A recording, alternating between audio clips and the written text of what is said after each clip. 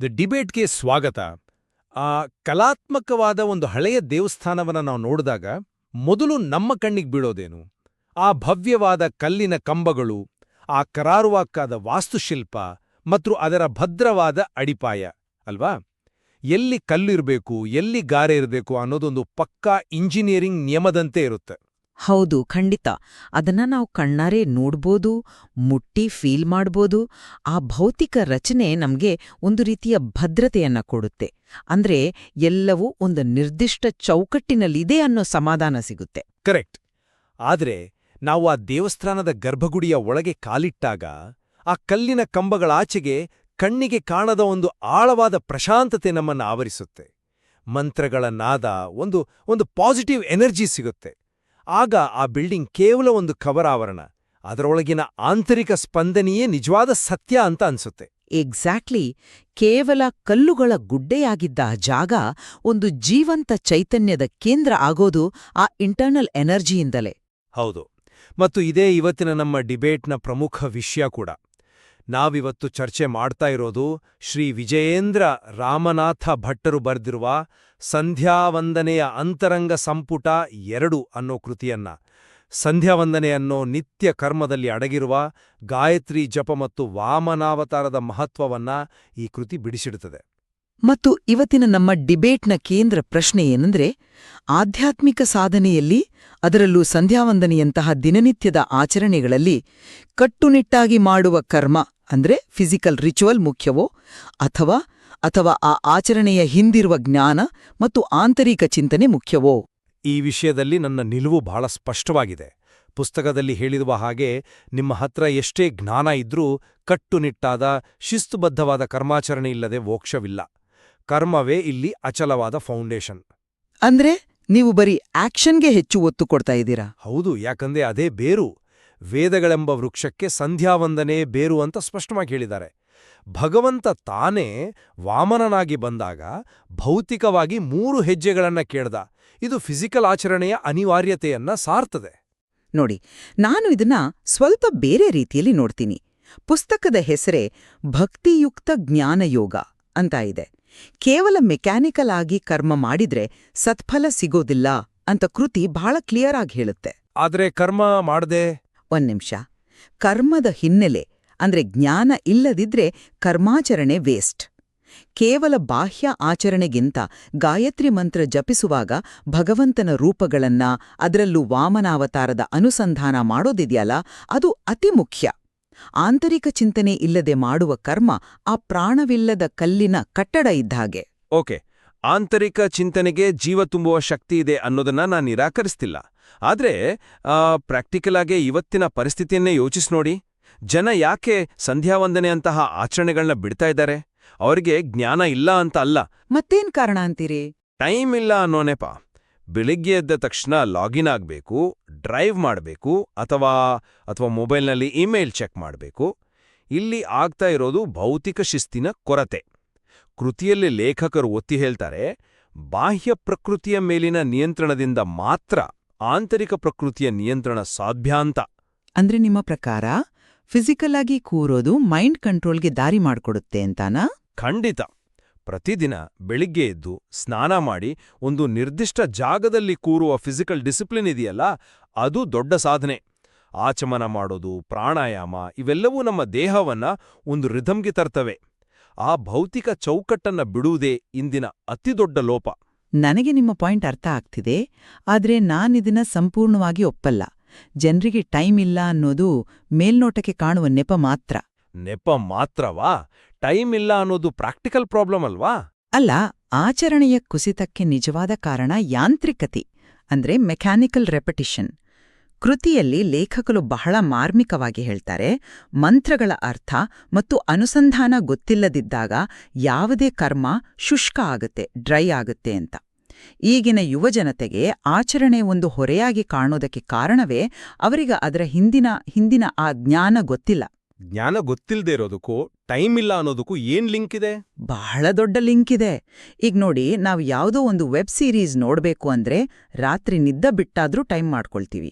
ಯಾಕೆ? ಯಾಕಂದ್ರೆ ಅದು ಇಂಟ್ರೆಸ್ಟಿಂಗ್ ಆಗಿರುತ್ತೆ. ಎಕ್ಸಾಕ್ಟ್ಲಿ, ಅಲ್ಲಿ ನಮ್ಮ ಮೈಂಡ್ ಎಂಗೇಜ್ ಆಗಿರುತ್ತೆ.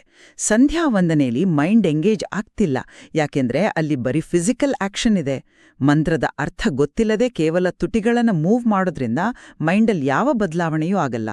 ಅವರಿಗದು ಬೋರಿಂಗ್ ಅನ್ಸುತ್ತೆ. ಆ ಆಂತರಿಕ ಅರ್ಥ ತಿಳಿದ್ರೆ ಜ್ಞಾನವೇ ಅವರಿಗೆ ಟೈಮ್ ಮಾಡಿಕೊಳ್ಳುವಂತೆ ಪ್ರೇರೇಪಿಸುತ್ತೆ. ಇಂಟ್ರೆಸ್ಟ್ ಬಂದ್ರೆ ಟೈಮ್ ತಾನಾಗೇ ಸಿಗತ್ತೆ ಅನ್ನೋ ನಿಮ್ಮ ಲಾಜಿಕ್ ಸರಿ ಇದೆ. ಆದ್ರೆ ಆ ಜ್ಞಾನ ಅನ್ನೋದು ತನ್ನಷ್ಟಕ್ಕೆ ತಾನು ಶೂನ್ಯದಲ್ಲಿ ನಿಲ್ಲುವುದಿಲ್ಲವಲ್ಲ. ಅಂದ್ರೆ ಈಗ ಜ್ಞಾನ ಮತ್ತು ಕರ್ಮದ ವಿಚಾರದಲ್ಲಿ ಪುಸ್ತಕದಲ್ಲಿ ವಿವರಿಸಿರುವ ವಾಮನಾವತಾರದ ಘಟನೆಯನ್ನೇ ತಗೊಂಡೋಣ. ಭಗವಂತ ವಾಮನನಾಗಿ ಬರ್ತಾನೆ. ಆತ ಕೇವಲ ಒಂದು ಆಕಾಶವಾಣಿಯ ಮೂಲಕ ಬಲಿಗೆ ಜ್ಞಾನಬೋಧೆ ಮಾಡ್ಬೋದಿತ್ತು ಅಲ್ವಾ? ಹೌದು, ಆ ಶಕ್ತಿ ಖಂಡಿತ ಆತನಿಗಿತ್ತು. ಆದ್ರೆ ಆತ ಹಾಗೆ ಮಾಡ್ಲಿಲ್ಲ. ಆತ ಒಟ್ಟು ರೂಪವನ್ನ ಧರಿಸಿದ, ಯಜ್ಞೋಪವೀತ ಹಾಕಿಕೊಂಡ, ಆ ಬಲಿಯ ಅಶ್ವಮೇಧ ಯಾಗದ ಹತ್ತಿರ ಭೌತಿಕವಾಗಿ ನಡೆದುಕೊಂಡು ಬಂದ. ತನ್ನನ್ನೇ ತಾನು ಒಬ್ಬ ಕರ್ಮಿಯಾಗಿ ಸೃಷ್ಟಿಸಿಕೊಂಡು ದೈಹಿಕವಾಗಿ 3 ಹೆಜ್ಜೆ ಜಾಗ ಕೇಳಿದ. ಭಗವಂತನೇ ಕರ್ಮದ ಮಹತ್ವವನ್ನ ಎತ್ತಿ ಹಿಡಿಯಲು ಹೀಗೆ ಭೌತಿಕ ಕ್ರಿಯೆಗೆ ಇಳಿಯುವಾಗ ನಾವು ಕೇವಲ ಆಂತರಿಕ ಚಿಂತನೆ ಸಾಕು ಅಂತ ಹೇಳೋದು ಹೇಗೆ ಸರಿ? ದೈಹಿಕವಾಗಿ ಹೆಜ್ಜೆ ಇಟ್ಟು ಬಲಿಯನ್ನ ಪಾತಾಳಕ್ಕೆ ತುಳಿಯುವ ಆಕ್ಷನ್ ಇಲ್ಲಿ ಪ್ರಮುಖವಾಗಿದೆ. ಇದು ಬಹಳ ಆಸಕ್ತಿದಾಯಕವಾದ ಪಾಯಿಂಟ್. ವಾಮನ ನಡೆದುಕೊಂಡು ಬಂದ, ಫಿಸಿಕಲ್ ಆಗಿ ಹೆಜ್ಜೆ ಇಟ್ಟ, ಇವೆಲ್ಲ ಮೇಲ್ನೋಟಕ್ಕೆ ಕಾಣುವ ಕಥೆ. ಆದರೆ ನೀವಿಲ್ಲಿ ವಾಮನಾವತಾರದ ಅಂತರಂಗವನ್ನ ಸ್ವಲ್ಪ ಸೂಕ್ಷ್ಮವಾಗಿ ಗಮನಿಸಬೇಕು. ಅಂತರಂಗದಲ್ಲಿ ಏನಿದೆ? ಆತ ಭೂವಿಯನ್ನೇ ಅಳದನಲ್ಲ? ಕೃತಿ ವಿವರಿಸುವಂತೆ ವಾಮನ ಬಲಿಯನ್ನ ತುಳಿಯುವುದು ಕೇವಲ ಒಂದು ಭೌತಿಕ ಪ್ರಕ್ರಿಯೆ ಅಲ್ಲ, ಅಥವಾ 3 ಹೆಜ್ಜೆ ಭೂಮಿಯನ್ನ ಅಳೆಯುವ ಯಾವುದೋ ಫಿಸಿಕಲ್ ಆಕ್ಟಿವಿಟಿನೂ ಅಲ್ಲ. ಅದು ಭಕ್ತನ ಅಹಂಕಾರ ಮತ್ತು ಸಂಪತ್ತಿನ ಮದವನ್ನ ಅಡಗಿಸುವ ಜ್ಞಾನ ಮಾರ್ಗ. ಅಂದ್ರೆ ಆ ಭೌತಿಕ ಕ್ರಿಯೆಯ ಹಿಂದೆ ಒಂದು ಸೈಕಲಾಜಿಕಲ್ ಪ್ರೋಸೆಸ್ ನಡೀತಾ ಇತ್ತು ಅಂತೀರಾ? 100% ವಾಮನ ಬ್ರಹ್ಮನ ಹತ್ತಿರ ಒಂದ್ ಮಾತು ಹೇಳ್ತಾನೆ. ತನ್ನ ಭಕ್ತನಿಗೆ ಸಂಪತ್ತಿನಿಂದ ಮದ ಬರಬಾರ್ದೆಂದು ಆತನ ಸಂಪತ್ತನ್ನ ಕಸಿದುಕೊಳ್ಳುವೆ ಅಂತ. ಇದಕ್ಕಿಂತಲೂ ಮುಖ್ಯವಾಗಿ ಕೃತಿಯಲ್ಲಿ ಒಂದು ಬಹಳ ಡೀಪ್ ಆದ ವಿಚಾರ ಇದೆ. ವಾಮನ ನಮ್ಮ ಚಕ್ಷುರೇಂದ್ರಿಯದಲ್ಲಿ, ಅಂದ್ರೆ ನಮ್ಮ ಕಣ್ಣಿನಲ್ಲಿ ಕುಳಿತು ದೃಷ್ಟಿಯನ್ನ ಶುದ್ಧೀಕರಿಸುತ್ತಾನೆ ಮತ್ತು ಪ್ರಾಣ ಅಪಾನವಾಯುಗಳನ್ನ ಪ್ರೇರೇಪಿಸುತ್ತಾನೆ ಅಂತ ಹೇಳಲಾಗಿದೆ. ಸ್ವಲ್ಪ ನಿಲ್ಲಿ, ಇದು ಕೇಳೋಕೆ ಬಹಳ ಫಿಲಾಸಫಿಕಲ್ ಆಗಿ ಅನ್ಸುತ್ತೆ. ಚಕ್ಷುರೇಂದ್ರಿಯದಲ್ಲಿ ವಾಮನ ಇದ್ದಾನೆ, ಪ್ರಾಣ ಅಪಾನ ಪ್ರೇರೇಪಣೆ ಆಗುತ್ತೆ, ಅದೆಲ್ಲ ಓದೋಕೆ ಚೆನ್ನಾಗಿದೆ. ಆದ್ರೆ ಪ್ರಾಕ್ಟಿಕಲ್ ಆಗಿ ಒಬ್ಬ ಸಾಮಾನ್ಯ ಮನುಷ್ಯನಿಗೆ ಕಣ್ಣಿನಲ್ಲಿ ವಾಮನ ಕೂರ್ತಾನೆ ಅಂದ್ರೆ ಅರ್ಥ ಏನು? ಇದು ನಮ್ಗೆ ಹೇಗೆ ರಿಲೆವೆಂಟ್ ಆಗತ್ತೆ? Good point. ಇದನ್ನ ನಾವು ಇವತ್ತಿನ ಮಾಡರ್ನ್ ಕಾಂಟೆಕ್ಸ್ಟ್ನಲ್ಲಿ ಅರ್ಥ ಮಾಡ್ಕೊಳ್ಳೋಣ. ಗಾಯತ್ರಿ ಜಪ ಮಾಡುವಾಗ ನಾವು ಕಣ್ಣು ಮುಚ್ಚಿ ಭ್ರೂಮಧ್ಯದಲ್ಲಿ ಗಮನ ಹರಿಸ್ತೀವಿ ಅಲ್ವಾ? ಹೌದು. ಕಣ್ಣು ಅನ್ನೋದು ನಮ್ಮನ್ನ ಹೊರ ಜಗತ್ತಿಗೆ ಕನೆಕ್ಟ್ ಮಾಡುವ ಅತಿ ದೊಡ್ಡ ಸೆನ್ಸರಿ ಆರ್ಗನ್. ನಾವು ನೋಡಿದ್ದನ್ನೆಲ್ಲ ನಮ್ಗೆ ಬೇಕು ಅಂತ ಆಸೆ ಪಡ್ತೀವಿ.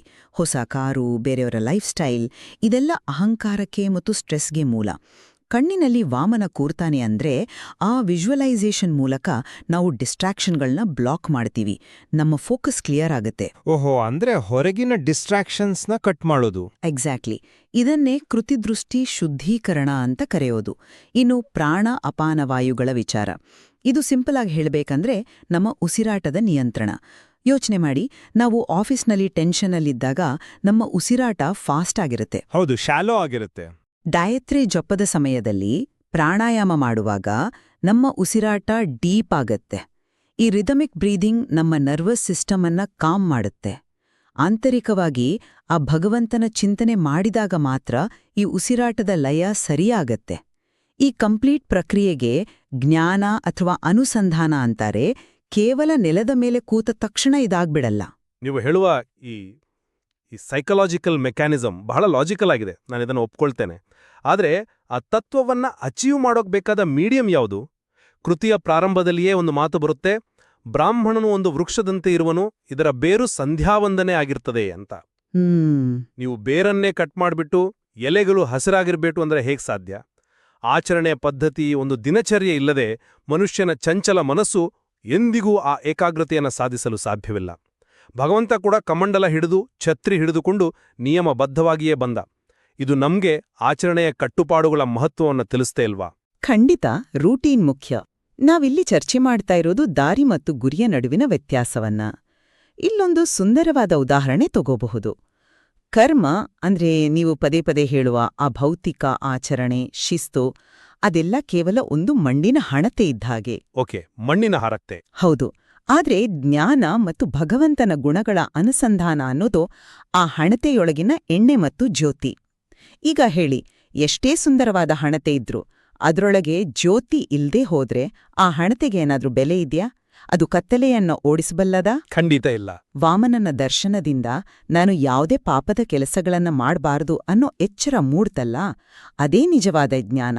ಆ ಎಚ್ಚರವಿಲ್ದೆ ಪ್ರತಿದಿನ ಬೆಳಿಗ್ಗೆ ಕೇವಲ ಮಂತ್ರಗಳನ್ನ ಉಚ್ಚರಿಸಿದ್ರೆ ಅದು ಕೇವಲ ಧ್ವನಿ ತರಂಗಗಳಾಗುತ್ತವೆ ಅಷ್ಟೇ. ಅದ್ಭುತವಾದ ಉದಾಹರಣೆ. ಮಣ್ಣಿನ ಹಣತೆ, ಎಣ್ಣೆ ಮತ್ತು ಜ್ಯೋತಿ. ನಿಜ, ದೀಪ ಬೆಳಗೋಕೆ ಇವೆಲ್ಲವೂ ಬೇಕು. ಆದ್ರೆ ಇಲ್ಲಿ ನನ್ನ ಪ್ರಶ್ನೆ ಏನಂದ್ರೆ, ಆ ಜ್ಯೋತಿಯನ್ನ ಸೇಫಾಗಿ ಹಿಡಿದಿಡೋಕೆ ಒಂದು ಭದ್ರವಾದ ಗಟ್ಟಿಯಾದ ಹಣತೆಯ ಅವಶ್ಯಕತೆ ಇದ್ದೇ ಇದೆ ಅಲ್ವಾ? ಹೌದು, ಹಣತೆ ಬೇಕು. ನೀವು ಹಣತೆಯೇ ಇಲ್ಲದೆ ಎಣ್ಣೆಯನ್ನ ಸುರಿದ್ರೆ ಅದು ನೆಲದ ಪಾಲಾಗುತ್ತೆ. ಲೇಖಕರಾದ ರಾಮನಾಥ ಭಟ್ರು ತಮ್ಮ 14ನೇ ವಯಸ್ಸಿನಿಂದಲೇ ಪೂಜಾ ಕೈಂಕರ್ಯಗಳನ್ನ 5 ದಶಕಗಳ ಕಾಲ, ಅಂದ್ರೆ 50 ವರ್ಷಗಳ ಕಾಲ ಮಾಡ್ತಾ ಬಂದವರು. ಅವರ ಆ ಭೌತಿಕ ಕರ್ಮದ ನಿರಂತರತೆಯೇ ಇಂತಹ ಒಂದು ಬೃಹತ್ ಜ್ಞಾನಗ್ರಂಥದ ರಚನೆಗೆ ಕಾರಣವಾಯಿತು. ಹೌದು, ಆ ನಿರಂತರತೆ ದೊಡ್ಡದು. ಜ್ಞಾನ ಬರ್ತಾ ಬರ್ತಾ ಮನುಷ್ಯನಿಗೆ ಅಹಂಕಾರ ಬರುವ ಚಾನ್ಸಸ್ ಇರುತ್ತೆ. ನನಗೆಲ್ಲ ಗೊತ್ತಿದೆ, ನನ್ನ ಮೈಂಡ್ ಕಂಟ್ರೋಲ್ನಲ್ಲಿದೆ ಅಂತ ಓವರ್ ಕಾನ್ಫಿಡೆನ್ಸ್ಗೆ ಹೋಗ್ತಾನೆ. ಆದರೆ ದೈಹಿಕವಾಗಿ ಬಾಗಿ ಮಾಡುವ ವಂದನೆ, ಆಚಮನ ಇವೆಲ್ಲ ಮನುಷ್ಯನನ್ನ ಸದಾ ನೆಲದ ಮೇಲೆ ನಿಲ್ಲುವಂತೆ ಮಾಡುತ್ತವೆ. ಆ ಕರ್ಮವೂ ಸಾಧಕನನ್ನ ಹಂಬಲ್ಲಾಗಿ ಇಡುತ್ತೆ. ಅದೇ ಅಭದ್ರವಾದ ಹಣತೆ. ಆ ಭೌತಿಕ ಶಿಸ್ತನ್ನ ಮತ್ತು ಹಂಬಲ್ನೆಸ್ ಅನ್ನ ನಾನು ಸಂಪೂರ್ಣವಾಗಿ ಗೌರವಿಸ್ತೇನೆ. ಆದ್ರೆ ಆ ಹಂಬಲ್ನೆಸ್ ಕೂಡ ಎಲ್ಲಿಂದ ಹುಟ್ಟುತ್ತೆ, ಅದೇ ನಮ್ಮ ಚರ್ಚೆಯ ಅತಿ ಮುಖ್ಯವಾದ ಘಟ್ಟ. ಗ್ರಂಥದಲ್ಲಿ ವಾಮನಾವತಾರದ ಬಗ್ಗೆ ವಿವರಿಸುವಾಗ ಆತ ತನ್ನ ಒಂದೇ ರೂಪದಲ್ಲಿ ಅತಿ ಚಿಕ್ಕ ಪ್ರಮಾಣವನ್ನು, ಅತಿ ದೊಡ್ಡ ತ್ರಿವಿಕ್ರಮ ಪ್ರಮಾಣವನ್ನು ಹೊಂದಿದ್ದಂತೆ ಹೇಳಲಾಗಿದೆ. ಅಣೋರಣೀಯಾನ್ ಮಹತೋ ಮಹಿಯಾನ್ ಅಂತ. ಅಂದರೆ ಸಣ್ಣದಕ್ಕಿಂತ ಸಣ್ಣದೂ ಆಗಬಲ್ಲ, ದೊಡ್ಡದಕ್ಕಿಂತ ದೊಡ್ಡದೂ ಆಗಬಲ್ಲ. ವಾಮನನಾಗಿ ಸಣ್ಣವನಾಗಿದ್ದ, ತ್ರಿವಿಕ್ರಮನಾಗಿ ಇಡೀ ಬ್ರಹ್ಮಾಂಡವನ್ನೇ ಅಳೆದ. ನಿಖರವಾಗಿ ಇದನ್ನ ನಮ್ಮ ನಿತ್ಯದ ಆಚರಣೆಗೆ ಅಪ್ಲೈ ಮಾಡಿ ನೋಡಿ. ಒಬ್ಬ ಸಾಧಕ ತನ್ನ ದೇಹವನ್ನು ಒಂದು ಸಂಘ ಜಾಗದಲ್ಲಿ ಕೂರಿಸಿ ಕಣ್ಣು ಮುಚ್ಚಿ ತಾನು ಈ ಬ್ರಹ್ಮಾಂಡದ ಮುಂದೆ ಎಷ್ಟು ಸಣ್ಣವನು ಅನ್ನೋ ಹಂಬಲ್ನೆಸ್ ಅಥವಾ ವಾಮನ ಸ್ಥಿತಿಗೆ ಬರ್ತಾನೆ. ಅದು ಕರ್ಮ. ಕರೆಕ್ಟ್. ಆದ್ರೆ ಆತ ಕಣ್ಣು ಮುಚ್ಚಿ ಒಳಗೆ ನೋಡಿದಾಗ ಆತನ ಮೈಂಡ್ ಸಂಪೂರ್ಣ ಬ್ರಹ್ಮಾಂಡವನ್ನೇ ವ್ಯಾಪಿಸುವಷ್ಟು ಎಕ್ಸ್ಪ್ಯಾಂಡ್ ಆಗುತ್ತೆ. ಅದೇ ತ್ರಿವಿಕ್ರಮ ಸ್ಥಿತಿ. ಆ ಬ್ರಹ್ಮಾಂಡದ ವ್ಯಾಪ್ತಿಯನ್ನ ನಮ್ಮ ಅಂತರಂಗದಲ್ಲಿ ಗ್ರಹಿಸುವ ಪ್ರಕ್ರಿಯೆಯೇ ಜ್ಞಾನಯೋಗ. ಭೌತಿಕವಾಗಿ ಸಣ್ಣದಾಗುವ ಪ್ರಕ್ರಿಯೆ ಮಾನಸಿಕವಾಗಿ ವಿಸ್ತಾರವಾಗಲು ದಾರಿ ಮಾಡಿಕೊಡುತ್ತೆ. ವಾವ್, ಇದೊಂದು ಅದ್ಭುತವಾದ ಇನ್ಸೈಟ್. ಅಂದ್ರೆ ಫಿಸಿಕಲ್ ಆಗಿ ನಾವು ವಾಮನನಂತೆ ಕುಗ್ಗಿ ಕೂತಾಗ ನಮ್ಮ ಆಂತರಿಕ ಅರಿವು ತ್ರಿವಿಕ್ರಮನಂತೆ ವಿಶ್ವವನ್ನೇ ಆವರಿಸುತ್ತೆ. ಭೌತಿಕ ಮಿತಿಗಳಿಂದ ಆಂತರಿಕ ಅನಂತತೆಯ ಕಡೆಗಿನ ಪಯಣ ಅಂತ ಹೇಳಬಹುದು. ಎಕ್ಸಾಕ್ಟ್ಲಿ. ಈ ಸತ್ಯವನ್ನ ಅರಿತಾಗ ಆಚರಣೆ ಕೇವಲ ಭಯದಿಂದಲೋ ಅಥವಾ ಕರ್ತವ್ಯದ ಒತ್ತಡದಿಂದಲೋ ಮಾಡುವ ಕ್ರಿಯೆಯಾಗಿ ಉಳಿಯುವುದಿಲ್ಲ. ಅದು ಪ್ರೀತಿಯಿಂದ ಮಾಡುವ ಉಪಾಸನೆಯಾಗುತ್ತೆ. ಮೈಂಡ್ ಎಂಗೇಜ್ ಮಾಡಿ ಮಾಡುವ ಒಂದು ಕ್ಷಣದ ಗಾಯತ್ರಿ ಜಪವು ಹೆಚ್ಚು ಶಕ್ತಿಶಾಲಿಯಾಗಿದೆ ಅಂತ ಕೃತಿ ಸಾರುತ್ತೆ. ಹಾಗಾದರೆ ನಾವು ಈ ಚರ್ಚೆಯ ಅಂತಿಮ ಘಟ್ಟಕ್ಕೆ ಬಂದಿದ್ದೇವೆ. ಈ ಡಿಬೇಟ್ನಲ್ಲಿ ನಾವು ಸಂಧ್ಯಾವಂದನೆ ಮತ್ತು ವಾಮನಾವತಾರದ ಉಲ್ಲೇಖಗಳ ಮೂಲಕ ಕರ್ಮ ಮತ್ತು ಜ್ಞಾನದ ಪಾತ್ರವನ್ನ ವಿಶ್ಲೇಷಣೆ ಮಾಡಿದೆವು. ನನ್ನ ನಿಲುವನ್ನ ಸಮ್ಮರೈಸ್ ಮಾಡುವುದಾದರೆ, ಕರ್ಮ ಅನ್ನೋದು ಅಚಲವಾದ ಅಡಿಪಾಯ. ಮಣ್ಣಿನ ಹಣತೆ ಇಲ್ಲದೆ ದೀಪವಿಲ್ಲ. ಭೌತಿಕ ಆಚರಣೆ, ದಿನನಿತ್ಯದ ಕಟ್ಟುನಿಟ್ಟಾದ ಶಿಸ್ತು ಮನುಷ್ಯನನ್ನ ನೆಲದ ಮೇಲೆ ನಿಲ್ಲಿಸುತ್ತೆ. ವಾಮನ ಭೌತಿಕವಾಗಿ ಹೆಜ್ಜೆ ಇಟ್ಟಿದ್ದೇ ಕರ್ಮಮಾರ್ಗದ ಶ್ರೇಷ್ಠತೆಗೆ ಸಾಕ್ಷಿ. ಮತ್ತು ನನ್ನ ನಿಲುವಿನ ಸಾರಾಂಶ ಏನಂದ್ರೆ, ಕೃತಿಯ ಶೀರ್ಷಿಕೆಯೂ ಹೇಳುವಂತೆಯೇ ಅಂತರಂಗದ ಜ್ಞಾನ ಹಾಗೂ ವಾಮನಾದಿ ಭಗವದ್ರೂಪಗಳ ಅನುಸಂಧಾನವೇ ಸಂಪೂರ್ಣ ಪ್ರಕ್ರಿಯೆಗೆ ಜೀವ ತುಂಬುವ ಶಕ್ತಿ. ಜ್ಯೋತಿಯಿಲ್ಲದ ಹಣತೆ ಕೇವಲ ಮಣ್ಣು ಅಷ್ಟೆ. ಜ್ಞಾನವೇ ಆಚರಣೆಗೆ ಆತ್ಮವನ್ನ ನೀಡುತ್ತೆ. ಆದರೆ ನಾವಿಬ್ರೂ ಒಪ್ಪಿಕೊಳ್ಳಬಹುದಾದ ಒಂದು ಬಹುಮುಖ್ಯ ಪಾಯಿಂಟ್ ಇಲ್ಲಿದೆ. ಲೇಖಕರು ಈ ಕೃತಿಯನ್ನ 2 ಸಂಪುಟಗಳಲ್ಲಿ ರಚಿಸಿದ್ದಾರೆ. ಸಂಪುಟ 1 ಭಕ್ತಿಯುಕ್ತ ಕರ್ಮಯೋಗಕ್ಕೆ ಒತ್ತು ನೀಡಿದರೆ, ಸಂಪುಟ 2 ಭಕ್ತಿಯುಕ್ತ ಜ್ಞಾನಯೋಗಕ್ಕೆ ಒತ್ತು ನೀಡುತ್ತದೆ. 2 ಸಂಪುಟಗಳು ಒಂದಕ್ಕೊಂದು ಪೂರಕವಾಗಿವೆ ಅಂತ ಗ್ರಂಥಕಾರರೇ ಹೇಳಿದ್ದಾರೆ. ಕರ್ಮವು ದೇಹವಾದರೆ ಜ್ಞಾನವು ಪ್ರಾಣ. ಹೌದು, ಪ್ರಾಣವಿಲ್ಲದ ದೇಹವೂ ವ್ಯರ್ಥ. ಹಾಗೆಯೇ ಈ ಭೌತಿಕ ಜಗತ್ತಿನಲ್ಲಿ ದೇಹವಿಲ್ಲದೆ ಪ್ರಾಣಕ್ಕೂ ಅಸ್ತಿತ್ವವಿಲ್ಲ. ನಮ್ಮ ಬದುಕಿನಲ್ಲಿ ನಾವು ಮಾಡುವ ಆಚರಣೆಗಳು ಕೇವಲ ಯಾಂತ್ರಿಕವಾಗಿರಬೇಕೇ ಅಥವಾ ಆಳವಾದ ಆಂತರಿಕ ಅರಿವಿನಿಂದ ಕೂಡಿರಬೇಕೇ ಅನ್ನೋ ಜಿಜ್ಞಾಸೆಯನ್ನ ನಾವು ಕೇಳುಗರ ವಿವೇಚನೆಗೆ ಬಿಡೋಣ. ಖಂಡಿತ. ವಾಮನಾವತಾರದಂತಹ ಘಟನೆಗಳ ಹಿನ್ನೆಲೆಯಲ್ಲಿರುವ ಆಧ್ಯಾತ್ಮಿಕ ಮಜಲುಗಳನ್ನ ಮತ್ತಷ್ಟು ಆಳವಾಗಿ ಅಧ್ಯಯನ ಮಾಡಲು ಈ ಮೂಲ ಕೃತಿ ಒಂದು ಅದ್ಭುತವಾದ ಮಾರ್ಗದರ್ಶಿಯಾಗಿದೆ. ನಮ್ಮ ಆರಂಭದ ದೇವಸ್ಥಾನದ ರೂಪಕವನ್ನೇ ಮತ್ತೊಮ್ಮೆ ನೆನಪಿಸಿಕೊಳ್ಳೋಣ. ಭೌತಿಕವಾದ ಕಲ್ಲಿನ ಕಟ್ಟಡವಿಲ್ಲದೆ ಆ ಗುಡಿಗೆ ಅಸ್ತಿತ್ವವಿಲ್ಲ. ಆದರೆ ಗರ್ಭಗುಡಿಯಲ್ಲಿ ಆ ಪ್ರಾಣಪ್ರತಿಷ್ಠೆಯಾದ ಭಗವಂತನ ಚೈತನ್ಯವಿಲ್ಲದೆ ಆ ಕಟ್ಟಡಕ್ಕೆ ಪಾವಿತ್ರ್ಯತೆಯಿಲ್ಲ. ನಿಜ. ನಮ್ಮ ನಿತ್ಯದ ಕರ್ಮಗಳು ಆ ಸುಂದರವಾದ ದೇವಸ್ಥಾನವನ್ನ ಕಟ್ಟುವ ಕೆಲಸವಾದರೆ, ಅದರ ಹಿಂದಿನ ಅರಿವು ಆ ಗರ್ಭಗುಡಿಯಲ್ಲಿ ದೀಪ ಬೆಳಗುವ ಕೆಲಸ. ಆ ದೀಪ ಪ್ರತಿಯೊಬ್ಬರ ಅಂತರಂಗದಲ್ಲೂ ಬೆಳಗುತ್ತಿರಲಿ. ಮತ್ತೊಂದು ಆಸಕ್ತಿದಾಯಕ ವಿಚಾರದೊಂದಿಗೆ ಮುಂದಿನ ಡಿಬೇಟ್ನಲ್ಲಿ ಭೇಟಿಯಾಗೋಣ.